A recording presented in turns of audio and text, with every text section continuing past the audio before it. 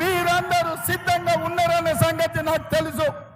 అందుకే మిత్రులారా, ఈరోజు మీ అందరికి ఒకటే మాట చెప్తున్నా.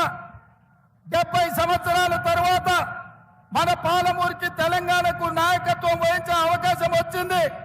మన ప్రాంతంలో పెండింగ్ ఉన్న ప్రాజెక్టులు ప్రధానంగా గట్టు కావచ్చు, తుమ్మిళ్ళ కావచ్చు, ఆర్టీఎస్ మోడర్నైజేషన్ కావచ్చు, ఎర్రవల్లి చౌరస్తా నుంచి రాయచూరుకు 4 లేన్ల రోడ్డు కావచ్చు, ఈ ప్రాంతం యొక్క అభివృద్ధి కోసం పాలమూరు రంగారెడ్డి ఎత్తిపోతల ప్రాజెక్టు పూర్తి చేసుకునే విషయంలో కావచ్చు, ఈ రోజు మనము కాంగ్రెస్ పార్టీకి అండగా నిలబడాలి.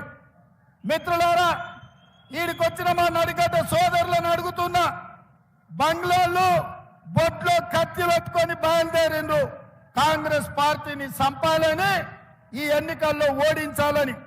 నేను అడుగుతున్న నడిగడ్డ బిడ్డల్ని, అరుణమ్మను జడ్పీటీసీ చేసింది కాంగ్రెస్ కాదా? అరుణమ్మను ఎమ్మెల్యే చేసింది కాంగ్రెస్ కాదా? అరుణమ్మను మంత్రిని చేసింది కాంగ్రెస్ పార్టీ కాదా?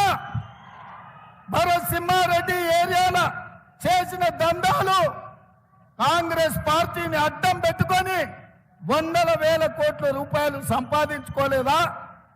కాంగ్రెస్ పార్టీ బంగ్లాలకు ఏం తక్కువ వేసింది?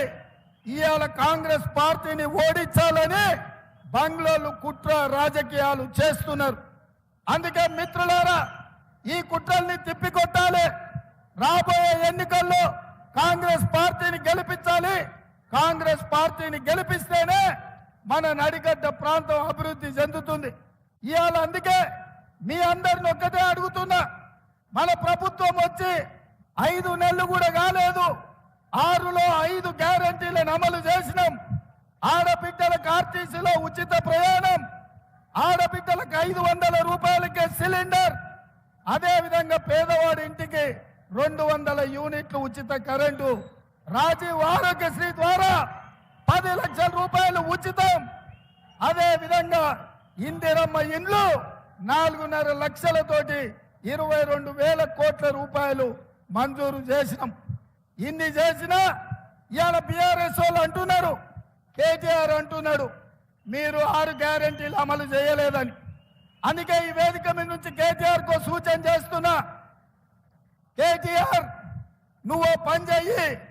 నీకు సినిమా మిత్రులు ఉన్నారు కదా, మంచిగా చీర కట్టుకొని ముస్తాబయ్యి ఆర్టీసీ బస్సు ఎక్కు.